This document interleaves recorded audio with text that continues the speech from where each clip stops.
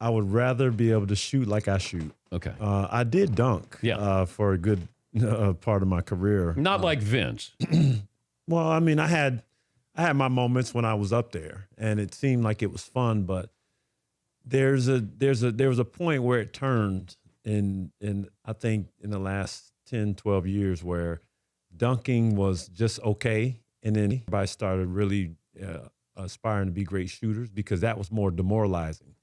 You know, you don't want to be on a meme nowadays getting dunked on, but being able to shoot is much more powerful. How many times were you ever dunked on, like in a bad way?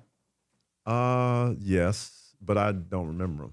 You don't? It's like your body just pushed it out of memory. It's in there, and if somebody brought it up, or if you probably pull into some archives, you could find it. Paulie, would you look up Ray Allen getting dunked on? All here? over it. Yeah. You know, just in case we refresh your memory. How you doing?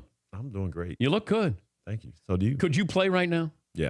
You could. Mhm. Any interest? No. You paused a little bit, though. Well, because I could doesn't mean you have to. But at the same time, it's like when you get to the other side of it and you manage to escape anything major issue-wise, it's a huge win. But what if LeBron called you? Well, I think at this point in the game, and there's so many other things that come into play. Because as an older player, you can't just come and show up. You know, you have to put a lot of work in, and then you got to really play. You know, the sitting down and getting back up and the sitting down is what does you the most damage. Yeah, but you could be a specialist, three-point specialist. Come in, give me 15 minutes of work. No, I mean, I've never wanted to be a specialist. I've always wanted to be a player. And you figure out what the game presents you, and if it's threes that you shoot them, but it's mid-range. There's so many different things that happen out there. So if LeBron calls, then you would just say, thank you, not interested. Yeah, I mean, you got to throw the kitchen sink at me to at least get me to think about it. But okay, wait. Okay, what if he throws the sink at you? What if he throws two sinks at you? Then we think about it. Really? Yeah, then we think about it because two sinks is two sinks. So if I get $8 million for you, 1 year. I mean, that's good money, but $10 million. We're starting to think about it. Okay, so because the Lakers are listening right now. Jeannie Buss is listening right now. Yeah, well, they could use some three-point shooters, Ray. They could use a lot. They could use. How do you think they're going to do? It'd be interesting. Just looking at their roster, and I'm curious to see how they built their roster. Did they build it to contend with Golden State, or did they build it to make the playoffs? Did they build it to compete, or are they building it for the future? So it's an interesting mix, though, because is Rondo the kind of guy who will help Lonzo Ball get better? That would be one of the questions I would have. Also, you got these older guys, and I'm going to have a really young locker room and an old locker room. Are those veterans going to include the younger players? Will the younger players seek out the older players and say, help me get better? That's sort of the dynamic that I'm curious about with the Lakers.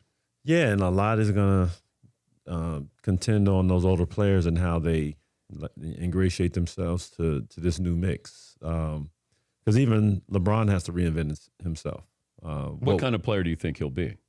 It's difficult to say because you know how he's been for us and what we've seen over years past. When I played with him, he had a lot around him that could do different things. So he didn't always have to carry the weight. Cleveland is a little different. He needed more shooters around him. So he doesn't have that many shooters around him. So how are they going to fit in? And, Stevenson and Rondo both need the ball in their hands. So is he going to give up more of that responsibility? And is he going to become somewhat of a spot-up shooter at the same time? Or are those guys going to become spot-up shooters? Going to be interesting to watch. Would you ever consider him the best player of all time? Like, does LeBron have to do something, or can he do something where you would go, now I would look at him as the best player? No, I think he's certainly, just off the cuff, he's certainly the top 5 of all times. But playing against him and MJ, I think for me it's MJ all day long, only because how I played against him, and MJ just had everything, from mid-range to three-point to post-up game, and he could score and dominate in each position. LeBron is dominant. LeBron could do so many things on the floor. And do you think LeBron's a better all-around player than Jordan? It's hard. That's hard to say because LeBron is probably one of the best passers that the league has seen. MJ is probably the weakest part of his game. He didn't pass a lot, but at the same time, MJ didn't have any other weaknesses in his game. And defensively, he was a two-way player. Defensively, he was incredible and just as dominant. Well, I still look at LeBron, a better rebounder, better passer. Mike was not shooting a three back then. He would have developed into he still could shoot it, though. Yeah, but LeBron has turned into at least a dangerous three-point shooter. Like you have to account for him when he takes those shots. But the personality, though, is, I think, the biggest difference. Because Mike wanted to kill you. Mm-hmm. Was he mean to you? No, he wasn't. He actually killed me slowly. And, yeah, he would comment to the coach, he's actually doing a great job out here. And meanwhile, he's scoring in 45. Wait, he's talking to your coaches? Yeah, I remember Chris Ford, he's yelling at me. Chris Ford's yelling the whole time. He's like, rookie, get in front of him. And I'm fronting him on the post, and MJ just kind of slowly glides across the floor, and he gets the ball and shakes and scores. And I did everything the game plan said, and then there's a break in action. We're sitting there, and, Chris Ford is just down there just hammering me, and MJ was like, he's doing a great job, coach. He's actually doing a great job. Meanwhile, he's got 45 on the books. So I was like, yeah. Did you think that Mike didn't want you taken out because he had 45 in the books? Like he wanted you to guard him? No, I honestly believe that he didn't think that anybody could stop him. He can score whenever he wanted to score, wherever he wanted to score. So it didn't matter what I did out on the floor. He was going to get his touches. He was going to get his points. More unstoppable, though, when they get that mindset, Michael or Kobe? Certainly Michael. Really? Yeah. Because, Kobe put up 81. Yeah, that was a bad Toronto defense at the time. I remember. It's still 81, right? Yeah.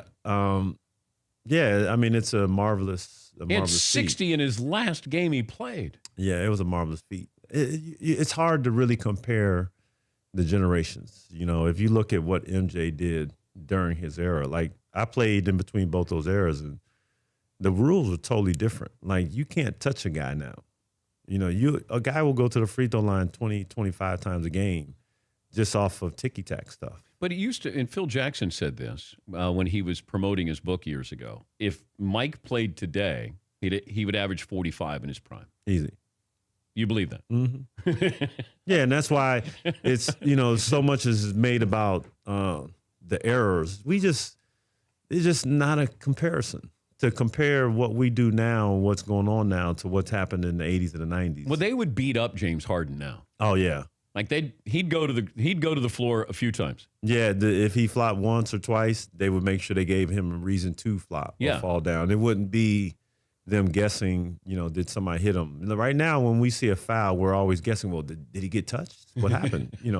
His hand went this way, so it's always like we're trying to decipher what happened in the play. But back in the 80s and early 90s, it was like he just kind of took his elbow and went right across his head. And it was a real foul. Yeah, they didn't call flagrants back then. Yeah, no. They would just say, that's a foul. That's a hard foul is what you get. Foul. And playoff fouls. Yeah, I remember going to the hole as a young fella, and you got knocked down, literally. You got knocked down, and you went to go make a layup, and you hit the ground. If the ball went in the air, then they'll knock you down, and it's not a foul because the ball's gone already. Nowadays, it's excessive. They might throw you out of the game. Do you ever want to fight somebody? Oh, yeah. Who?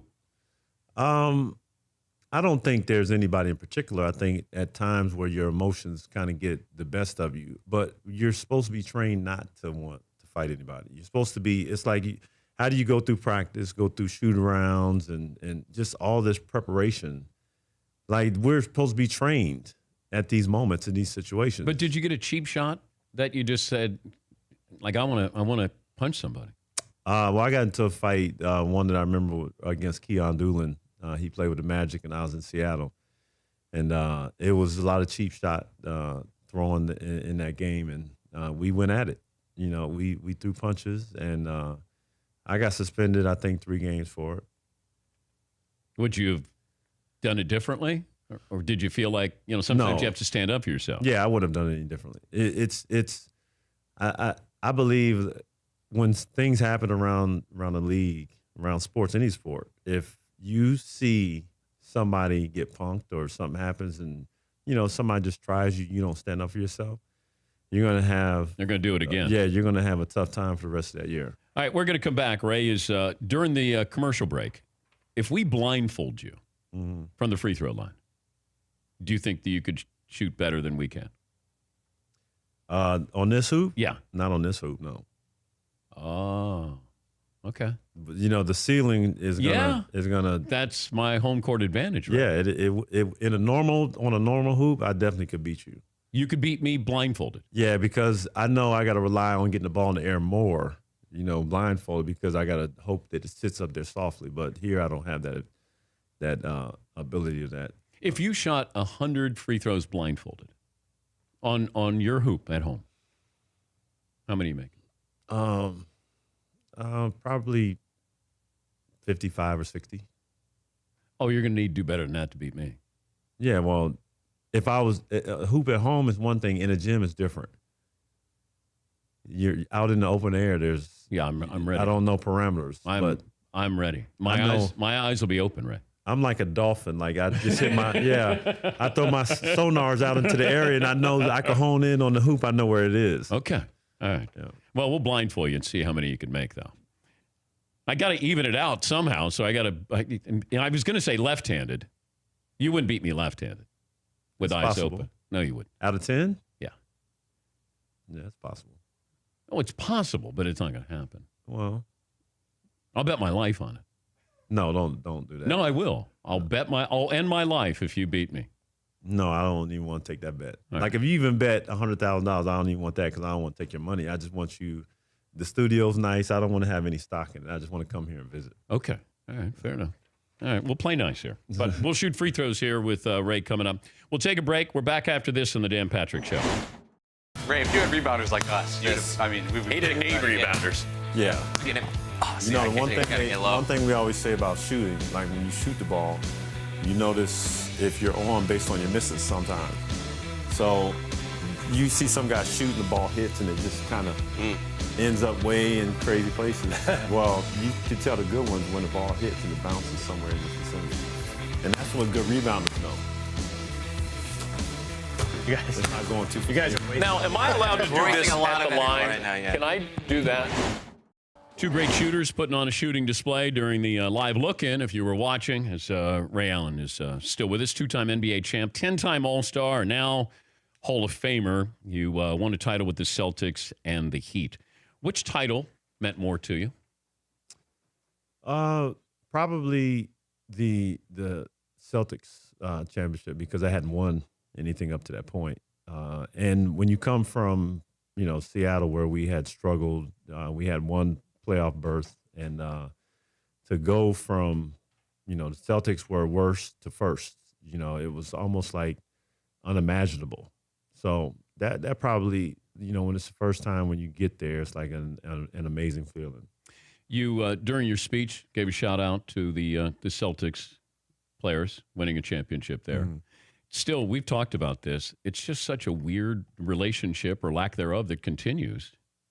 Why is it it feels like there's something that's always going to be there, unless it's the media that keeps it there?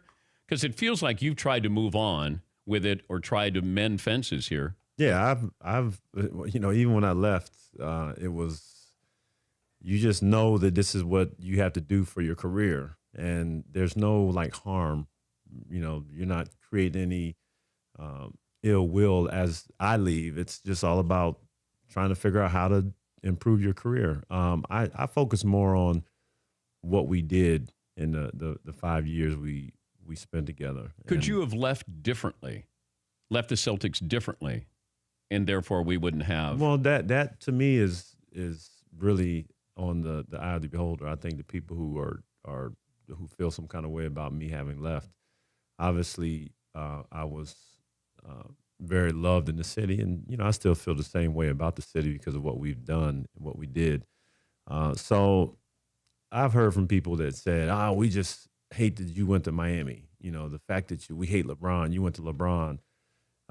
You could have went to Phoenix and it would have been all good." So it's a bunch of ideas where they were upset because of where I ultimately ended up going, and then the fact that I won was even more of a wedge that drove in people's minds. So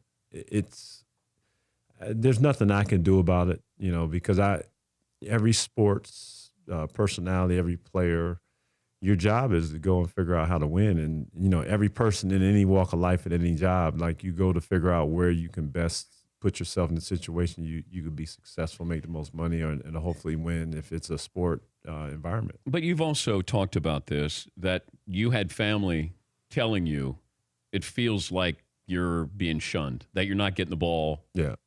You'd be coming off a pick, and Rondo's not going to throw you the ball. Right. They're telling you this. And then did you come to the realization of, I'm being frozen out here? Yeah, and I went and talked to Doc about it, and he acknowledged it. And I was surprised by that because I was like, well, you acknowledge it, and you haven't done anything about it. So whatever happened, the breakdown in the relationship, it's unfortunate, and that's why you say, well, look, it's with all these things, you throw it in a pot and you stir it around. It just means that ultimately it's time for me to move on, as much as it bothered me, because it was, playing in Boston was probably the most incredible experience. That was a great team. Those fans, they're like no other. So it's unfortunate, but it's almost like you get your walking papers and it's time to go. So there's nothing more, than your happiness that's more important when you're in a situation, when you're working a job. And so it was ultimately time that the writing was on the wall. Do you think that KD has gotten fair criticism for leaving Oklahoma City to go? It's basically what you did. Yeah, and I hear the comparisons being made a lot. Yeah.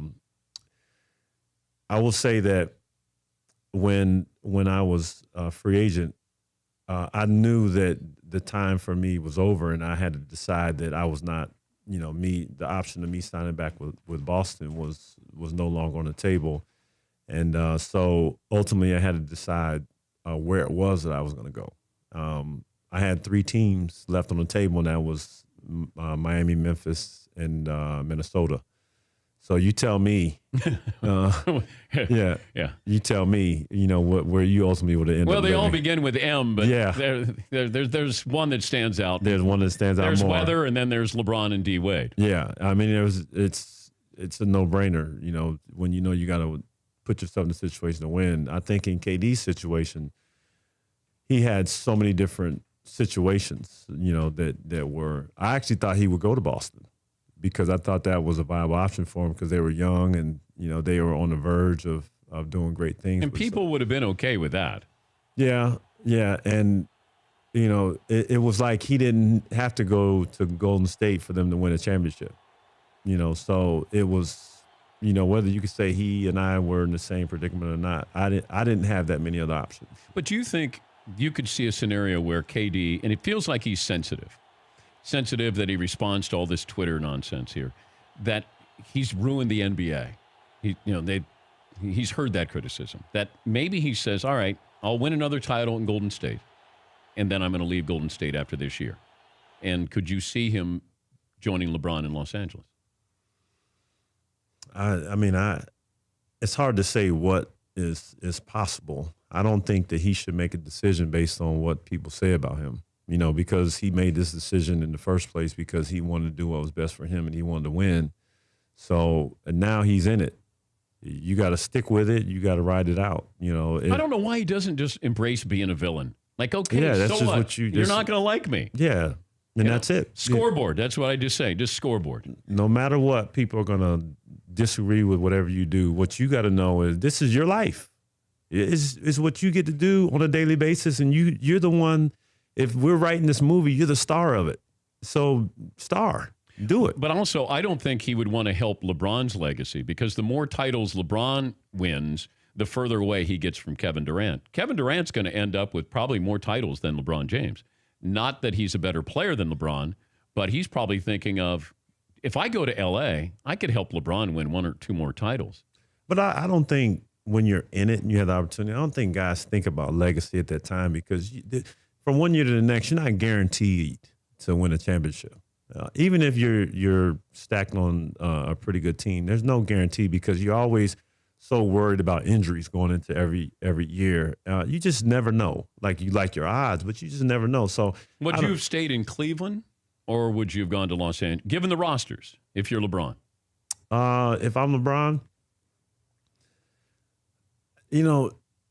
I would think that what we put together in Cleveland, we could put together anywhere. Because the way they made the trade in mid-season, they traded, I think, 8 guys away. Yeah. And so when you think of a team like that, LeBron is certainly thinking we can make this work in a bigger market. And, it almost gives him leverage into his after-basketball career at the same time. So, I think that it was a good move for him. Would you rather work with Lonzo Ball or Ben Simmons? Ben Simmons. Because? Ben Simmons has great height. He's not a great shooter yet. But if you're going to help their shooting, you're a shooting coach, would you rather have Ben or Lonzo? Yeah, I'm taking Ben. Lonzo's form looks like it's kind of baked in, and I don't know how much he can improve on that. I think he can improve on it. I don't know. It's like you hate to take a professional athlete and change their shot completely. So could you change Lonzo's shot? That's hard to say. Because I'm wondering, and I pointed this out on the air before, that KD starts on the left side and then moves over. If I could get Lonzo to start a little higher to go over, I wonder if that would help him. Again, it's got to be up to that guy that's willing to do that. But a lot of it is all about your body position and getting to your shot anyway. Because look at Kevin Martin. Kevin Martin, for his 12, 14 years in the NBA, he had one of the best three-point balls out there, and he was way over here. Like half the time, we didn't know if he was going to shoot the ball. It was like, I don't know when he's loading up, so you have to pretend, you have to think that he's about to load up, even when he just kind of has the ball and he kind of pushes it from here. But it's just efficiency and everything else. Like if you have a slower trigger, then you have to have your body and your feet ready earlier. So, I don't know if I would change Lonzo Ball's shot if he's comfortable with it. What I would do is try and work with him on everything else to get him in that position. We can't shoot free throws, Ray. Yeah, and that's 50% from the line. And that's all about sitting down with this kid and trying to figure out, is he committed to the work, like committed to putting in the preparation every single day, so he understands what he's dealing with. Because to me, free throws, I used to be that guy at home, and I know there's a lot of people like this, that I would watch guys. I'd be in high school, college, and I was like, look at these guys. They're making all this money, and they can't make a free throw. And then when I got to the NBA, I realized, free throws are so much more, there's more into it. A lot of mental in there. Yeah, and it's like when you go on the free throw line and you're down 2 and you got to tie the game, you got to make 2 free throws. Like whether you're home on the road, each situation presents its own circumstances. So it goes back to routine. Like if you don't have a routine, if you don't have a consistency, if you don't practice that, when you're at home or when you're in practice, there's so much that will cause you to miss that shot, and it can snowball in the wrong direction. And the problem is in 82 games, if you're on a bad streak, it can continue for a long time. You ever shoot an air ball from the line? I don't think so. No, I didn't think so. What'd you end up, over 90% from the line? Probably 89, 90, somewhere around there. So one of the top 10 free throw shooters of all time. Yeah. And that's just work. That's it. It's not talented. Work. Yeah. I credit, a lot of people don't know this, but I credit a player in Milwaukee by the name of Jeff Nordgaard. Early in my career, I played with him, and Jeff and I used to always have a free throw game, and he was an incredible free throw shooter. And early on, he gave me somebody to challenge, somebody to compete against. And it was always swishes. And so I constantly was out there doing that with him. And so for the rest of my career, that's what I did. You went from 82% when you were a rookie, and then you went to 92%. Yeah, because 2 years later. And that was the difference. I didn't know what challenging myself on the free throw line was all about. I didn't understand, like, it's a real thing to shoot free throws after every routine and to really shoot. It's one thing, like, you go into a practice and you're down there by yourself and you just shoot 10 free throws and then you walk off the floor. That's not real. Yeah, it isn't, because can you draw back on these circumstances when you're in a game? Because in the game, it's so much more intense. Could you have helped Shaq? I'd like to think I could, but again, I think the guys that really get better are the ones that really want help. We always say, if you come to the situation with your cup already full, I can't put anything in it.